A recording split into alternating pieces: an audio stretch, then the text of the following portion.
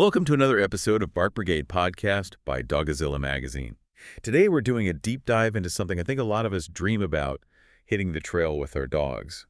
But we want to go beyond just the basics and really talk about how to transform that excitement into an experience that is, safe, responsible, and actually rewarding for everyone involved. It really is the ultimate picture, isn't it? You and your dog on a scenic overlook. But getting to that picture, well, that's where the work comes in. It only happens if the preparation is really solid. Exactly. And that's what we're here for. We're synthesizing all the core knowledge from Dogzilla Magazine's fantastic guide, Hiking with Your Dog, Outdoor Adventures. And this guide is, it's incredibly thorough. It's basically a complete roadmap covering everything from the gear you need before you leave the house to what to do if you come face-to-face with wildlife on the trail.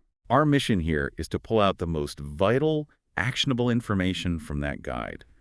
We know you listening aren't beginners. You already love the outdoors. This is about getting that expert-level knowledge, that shortcut to being perfectly prepared. Yeah, we want to make sure every single adventure you take actually deepens that bond you have with your dog instead of causing disruption or risk. Right.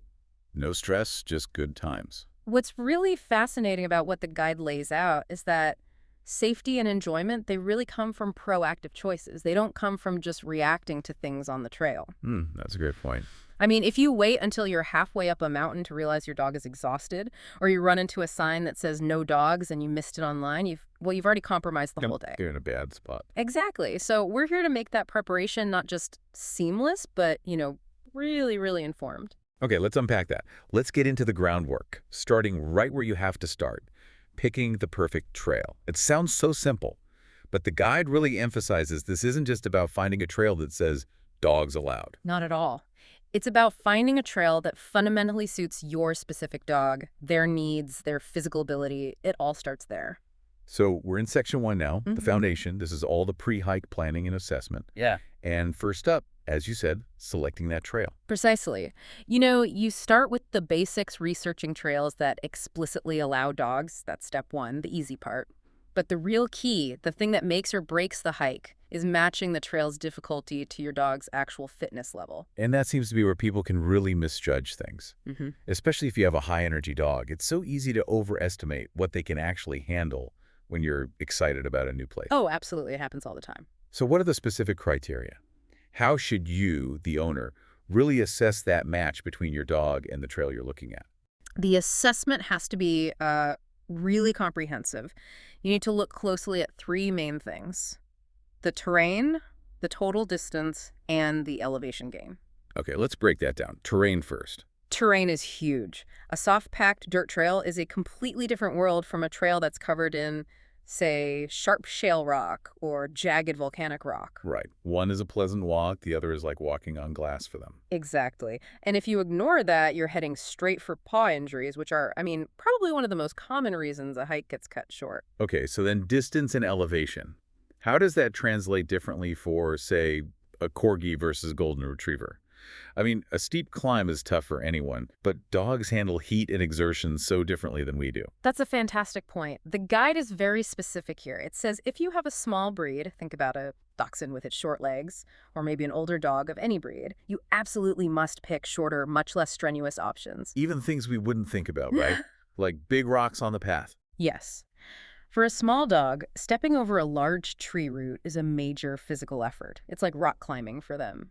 And for an older dog, that steep elevation gain puts enormous, potentially harmful stress on their aging joints. Even if they seem really excited at the start of the trail. Especially then. Adrenaline can mask a lot. The guide offers a really good rule of thumb.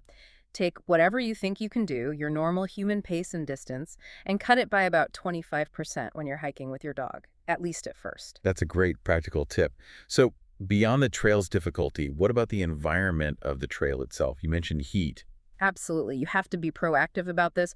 Look for trails that have plenty of shade cover. Are there available water sources, like a clean stream? We'll talk about the safety of those later, but it's good to know if they're there. Are there spots to rest? Exactly. Designated rest stops, or even just some nice, flat, shady areas. These things become non-negotiable when the temperature gets above, say, 70 degrees Fahrenheit. Dogs can overheat so much faster than we can. And that leads us to the pesky part, the regulations. We know state and national parks often have dog-friendly trails, but the guide is really firm on checking specific rules beforehand. Why is that so critical? Because permission is almost never a blanket. Yes, dogs are welcome everywhere. Experienced hikers know this. Regulations are often hyper-local and they can change. So a trail that was open to dogs last summer might not be this year. It's entirely possible. A specific trail might be closed to protect fragile wildflowers in the spring, or during a certain bird's nesting season, you might find a sign that says, "No dogs beyond this point." You have to respect that. And it's not just about avoiding a fine. Not at all. It's about protecting those fragile habitats and making sure we all continue to have access to these beautiful places with our dogs in the future. Okay, so once you've done your research and you have a trail in mind, the focus really pivots back to your dog. Let's talk about assessing and conditioning their fitness. Right. This starts with a really honest evaluation. It's not about what you wish your dog could do. It's about what they can actually do right now. So what are the factors you're looking at? Age, breed, and their general health. Those are the big three. And the guide gives a pretty crucial warning here. You have to adjust your expectations based on the breed. You mean like the short-nosed breeds? Exactly. Brachycephalic breeds, like bulldogs or pugs, they have a much lower endurance and they are incredibly susceptible to heat stroke. A long, high-elevation hike is just not a suitable activity for them, no matter how old they are. And on the flip side, even a super high stamina dog like a Vizsla still needs to be watched carefully. For sure. You have to be brutally honest. Yeah. Do they have any existing health issues? Arthritis, a heart murmur, anything like that dramatically lowers their safe exertion level. So you can't just jump into a 10-mile loop on a Saturday. What's the strategy the guide recommends for building up their stamina? It's that classic, safe, gradual approach. But you need to be methodical. The guide says to start with hikes that are well within their current ability. Maybe that's just a mile or two on flat ground. And then you build from there. And you build from there. You gradually increase the distance and the difficulty over a period of weeks, not days. This lets their muscles, their cardiovascular system, and just as importantly, their paw pads, adapt and get stronger safely. That's how you prevent injuries. Right. You prevent those acute injuries like muddle tears, and you also make sure they actually enjoy it. You don't want them to associate hiking with just being exhausted and in pain. Okay, so let's say you're in that conditioning phase or you're on the hike itself. What are the more subtle signs of fatigue that tell you it's time for a break? Or maybe even time to turn back? We all know panting, but what else? This is where you really have to be a student of your own dog. The guide points out 3 big red flags beyond just heavy panting. Yeah. First, look at their saliva. Is it excessive? Is it thick or stringy? That can be a sign they're really struggling to cool down. I've seen that before. What's the second? The second is a change in their gait. Are they starting to drag their back feet a little bit? Are their steps getting shorter? That's a clear sign of muscle fatigue setting in. And the third is more behavioral. Yes. Loss of interest. Is your dog, who is normally sniffing everything, suddenly just trudging along? Are they reluctant to be in the lead anymore? Or are they constantly looking back at you, almost nervously? So if your dog just flops down in a patch of shade and doesn't want to get up, You've likely found their limit for the day. And the guide is really clear. Pushing past that point is dangerous. If you see those signs, the right call is always to find shade, rest for a good 15 minutes, or just cut the hike short. you have to be their advocate. Yeah, Your mileage goal for the day doesn't matter more than their safety. 100%. Okay, let's shift to the logistics, the preparation. Before we even talk about harnesses and booties, the health prerequisites seem like the absolute starting line. They are totally vital. Before you even think about packing, you have to ensure your dog is up to date on all their vaccines, especially things like rabies and leptospirosis, since they might be drinking from puddles or streams. And parasite prevention's a big one. Huge. Flea, tick, and heartworm medication has to be current. You're taking them into the woods where the exposure risk is just so much higher. The guide also mentioned something interesting, bringing their medical records with you, especially if you're traveling to a new area. Why is that so important? Think about it. If you're hiking a few states away and something happens, you might have to rush them to a vet who has never seen your dog before. Oh, right. Having those records, their vaccination history, any known conditions, their microchip info, it saves crucial time in an emergency. It helps that new vet make a fast, accurate assessment. Okay, and training. It's not just for good manners. The guide frames it as a safety tool. We all know come and stay, but let's really dive into leave it in a trail-specific context. Leave it is, without a doubt, the single most important command for hiking. I mean, on a trail, leave it isn't about ignoring a dropped piece of pizza. It could be life or death. It really could. Wow. It needs to work instantly when they're about to sniff a potentially toxic mushroom or some animal scat that could carry diseases or even get too close to a snake. And that means you have to practice it in distracting environments, not just in your living room. You have to proof that command at a very high level. It needs to be automatic. These commands keep your dog safe, and they also, keep other hikers comfortable. Not everyone wants a strange dog running up to them. For sure. Okay, let's talk gear, the fun stuff. If you're packing your bag for a serious day hike, what's on the non-negotiable packing list? The guide breaks it down really well. First up, the obvious but critical: hydration and food. That means enough water for both of you, and you should always carry more than you think you'll need. And a way to give it to them. Right. A collapsible bowl that can clip onto your pack is perfect. Plus some high-value treats for training and reinforcement on the trail, and enough of their regular food for energy. Okay, what about control gear? We've talked about the leash needing to be short. Yes. For identification and control, you need a sturdy, fixed-length leash, ideally 6 feet or shorter. That gives you real proximity control. And the guide highly, highly recommends a well-fitted hiking harness, not just a collar. Why the emphasis on a harness specifically for hiking? It's a game changer. A good hiking harness distributes pressure off their neck, which is safer. But more importantly, many of them have a handle on the back. Oh yeah, the grab handle. That handle is amazing. It lets you quickly lift or stabilize your dog over a tricky obstacle or if you need to pull them close suddenly. And of course, proper ID tags on the harness or collar with your cell number. And what about the safety items that people often forget? This is a big one. A comprehensive pet first aid kit. And it has to be a pet kit. It needs things like paw-specific bandages, an antiseptic, non-stick gauze, vet wrap, things you won't find in a human kit. And your emergency contact info should be in there too. Exactly. And if you're going somewhere remote, a physical map of the trail and a whistle or some kind of signaling device is a smart move. Finally, the specialized gear that depends on where you're going. Right. Specific weather gear. Depending on the conditions, this could mean dog booties to protect their paws from rough terrain or extreme temperatures, hot or cold. Or a jacket for a short-haired dog in the cold. For sure. An insulating jacket is a must for some breeds. The main takeaway from the gear section is that you need to be completely self-sufficient. Every item is there to manage risks so you can handle problems on your own, right when they happen. It's about responsible autonomy. That's a great way to put it. Okay, that self-sufficiency brings us perfectly into our next section. Mastering trail etiquette.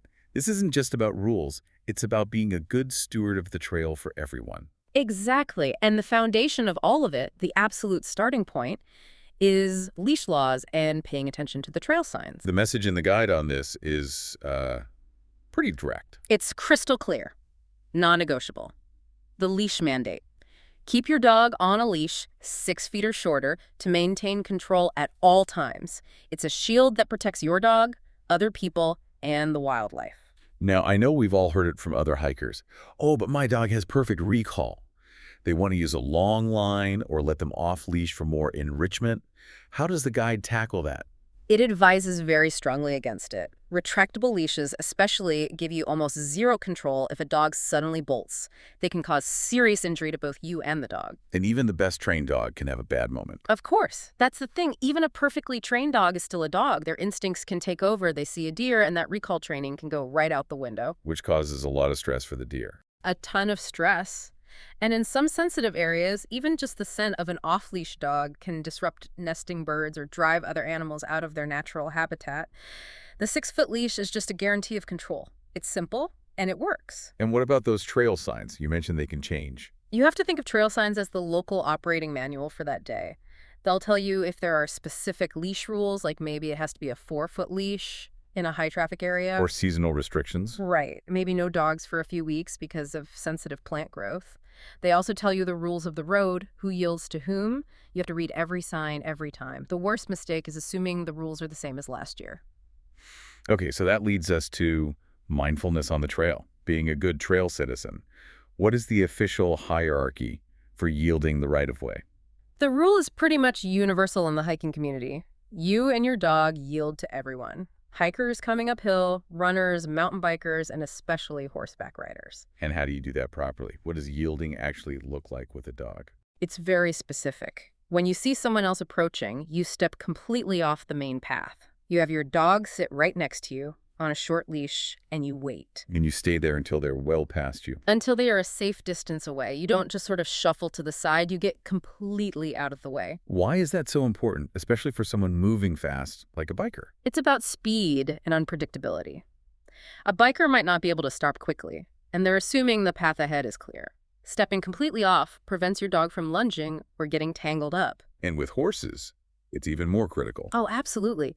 A sudden bark or movement from your dog could spook a 1,000-pound animal. That's incredibly dangerous for the rider, the horse, and your dog. The guide even suggests talking calmly to the rider as they pass, just saying something like, "Hi there, we're safely off to the side," to help reassure the horse with a human voice. That's a great tip. Now, wildlife. What's the protocol when you spot an animal on the trail? The golden rule is control, control, control. Your dog must be leashed and right next to you. If you see wildlife, it doesn't matter if it's a squirrel or a moose. Your first action is to shorten that leash and get their attention.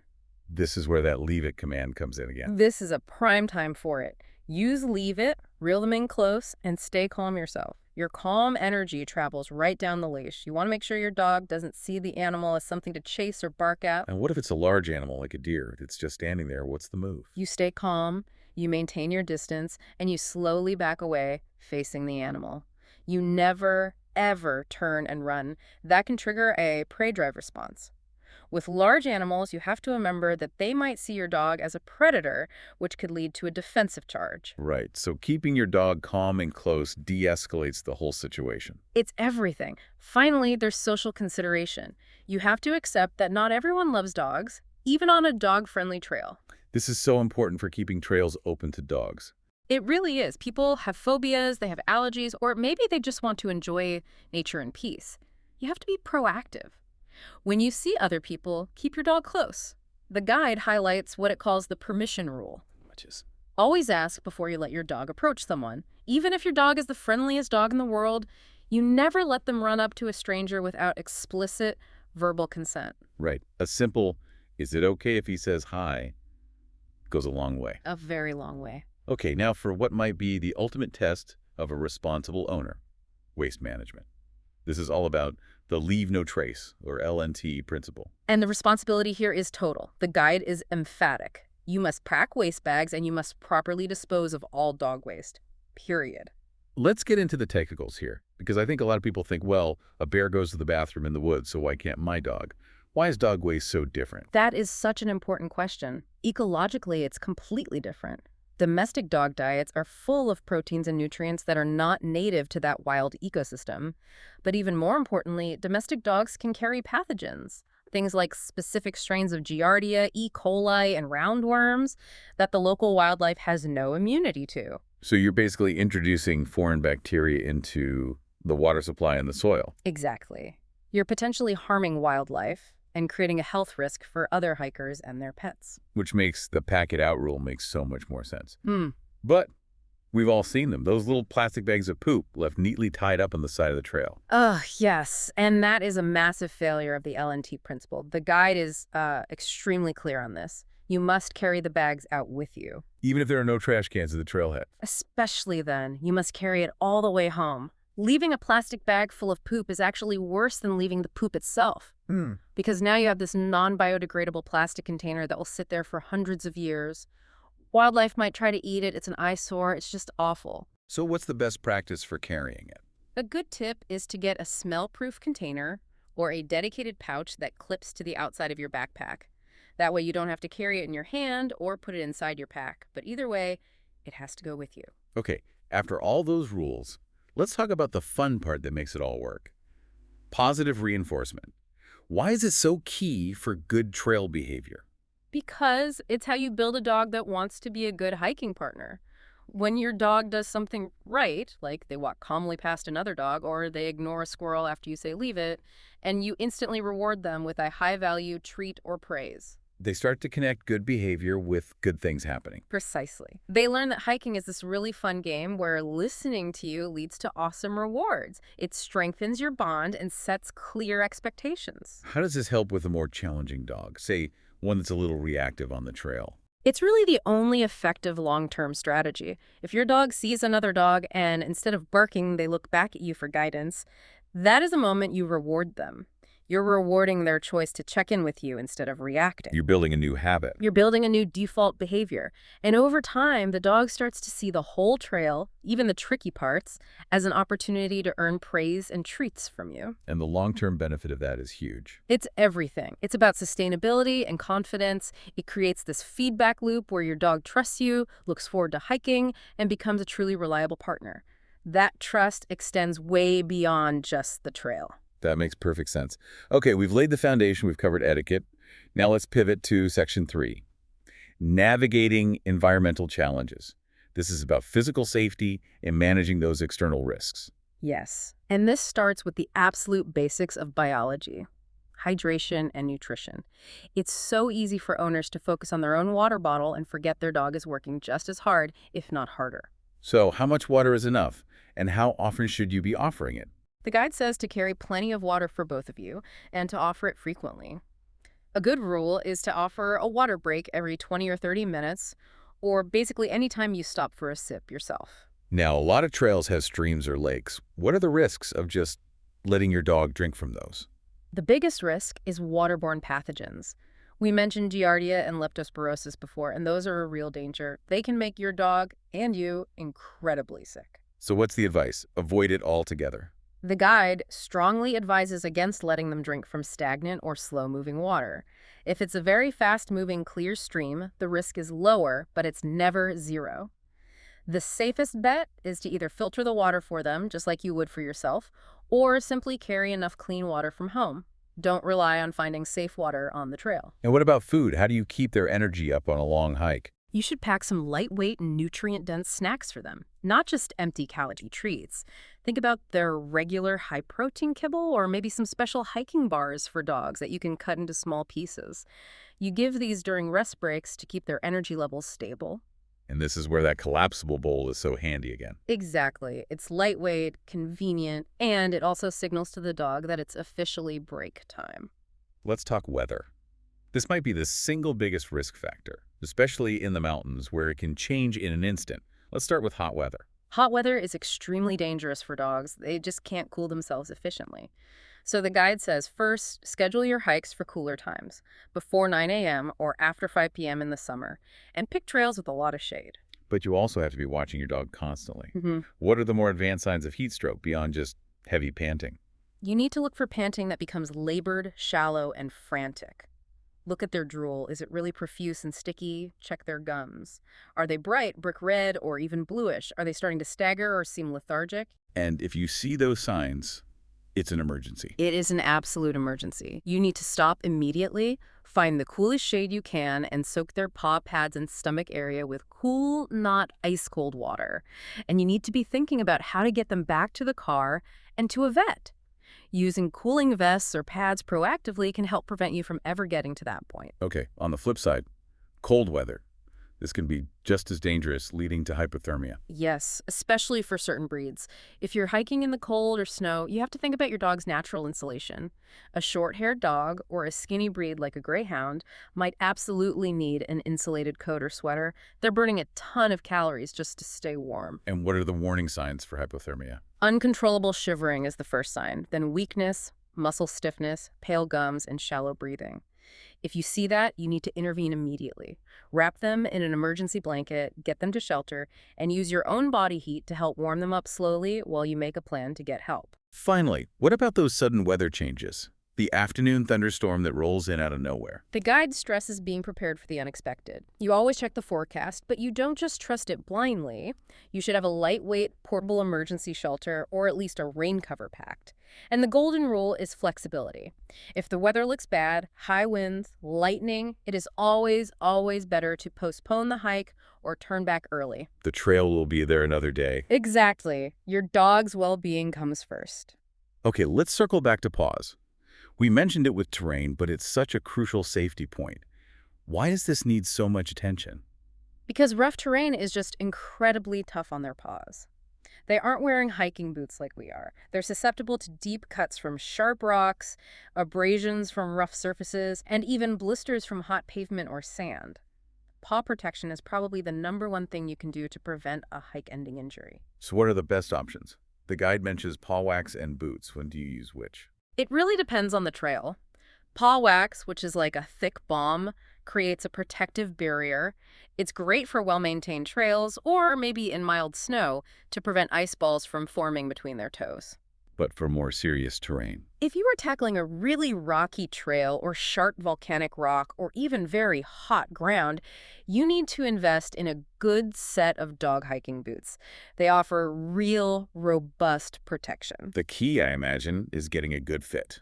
A perfect fit, and you have to break them in before you go on a long hike. You can't just put them on for the first time at the trailhead. They'll cause chafing and blisters, and your dog will hate them. And you need to be checking their paws throughout the day. Absolutely. The guide says to inspect their paws for cuts, scrapes, or any debris like thorns every time you take a break, and then you do a really thorough inspection after the hike is over. You clean out anything that's stuck in there to prevent infections. And just to quickly reiterate on gear, the harness is key. The gear has to be high quality and well fitted.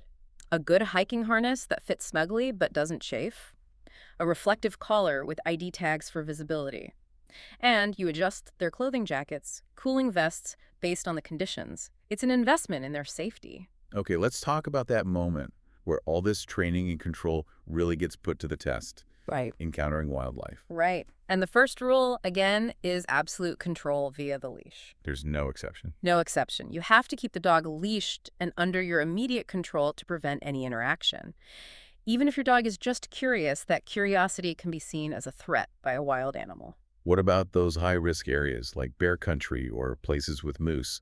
What extra steps does the guide recommend? The preparation has to be layered. In bear country, the guide advises carrying bear spray where it's easily accessible, and you absolutely must know how to use it. It's a tool of last resort. And prevention is the best tool. Exactly. Making noise talking, wearing a bear bell is often the best way to avoid surprising an animal. For something like a moose, which can be very defensive, you give them a huge amount of space. Never, ever get between a mother and her calf. And if you do see an animal and it hasn't seen you, what's the textbook response to retreat safely? You stay calm. You keep your dog close and quiet. And you slowly back away, increasing the distance while still facing the animal. You don't make sudden movements. You don't run. The goal is always de-escalation and a safe, measured retreat. We've covered a ton of ground on preparation and on-trail behavior. Let's move to our final section, which is about ensuring this is a fun, long-term activity. It's about socialization and post-adventure care. Right, because before hiking can be a real pleasure, your dog has to be mentally ready for it. That means they need to be comfortable around all kinds of new things. Strangers, other dogs, bikes, weird sounds. If your dog is super reactive in your own neighborhood, the trail is not the right place for them yet. So how do you build that confidence? Through gradual, controlled exposure. You can take training classes that focus on this, or just spend time in busy but manageable environments. The goal is to teach your dog that all these new things are not a big deal. A passing biker is just something to observe, not react to. And you need to actively train against those really annoying trail behaviors. Yes, you have to explicitly train against things like jumping on people, which is a huge no-no, or begging for food from other hikers, or excessive barking. And again, the key is to reward the calm behavior. When someone walks by and your dog just sits there calmly, that's when they get the jackpot reward. The hike isn't over when you get back to the car. Yeah. Let's talk about after-hike care. What are the immediate needs? The immediate needs are all about replenishment. As soon as you can, offer them fresh water and some food to restore their energy. They've just done a serious workout and they need to refuel to start recovering properly. And then comes the full health and safety check. What are you looking for? It needs to be a detailed top-to-bottom inspection. You focus heavily on their paws, get in between the pads and check for any cuts or thorns. Then you run your hands all over their coat and skin, feeling for ticks, burrs, or any scrapes. Ticks have to be removed immediately and correctly. And you're checking for soreness, too. Yes. You gently check their joints and muscles for any heat or swelling that might indicate a strain. Finding and addressing any little issue right away prevents it from becoming a big problem later. And finally, the reward, the rest and recognition. After a tough hike, your dog needs plenty of good, undisturbed rest. And just as important is the positive reinforcement. Once they're cleaned up and fed, chisel them with praise and affection. This whole process reinforces that hiking is this wonderful bonding experience that ends with comfort and love. That's what builds that boundless enthusiasm for the next trip. So after going through this whole comprehensive guide, let's zoom out. Why does all this stuff matter so much in the big picture? At the end of the day, it all comes down to safety, enjoyment, and access. When you're this prepared, you're ensuring the hike is genuinely safe and fun for both of you. You're not just reacting to emergencies, you're actually present and enjoying the journey. And all that responsibility, which can feel like a lot, it actually strengthens the bond you have with your dog. It absolutely does. You become this trustworthy, reliable leader in their eyes. They learn that you will keep them safe in these complex new environments. And at the same time, you're contributing to a positive atmosphere for everyone on the trail, which is what keeps these places open to dogs for all of us. The ultimate goal really is to have a happy, confident hiking companion. That's it. And that enthusiasm you see in them, it's a direct result of all this consistent, responsible preparation and care. This has been such an essential practical guide.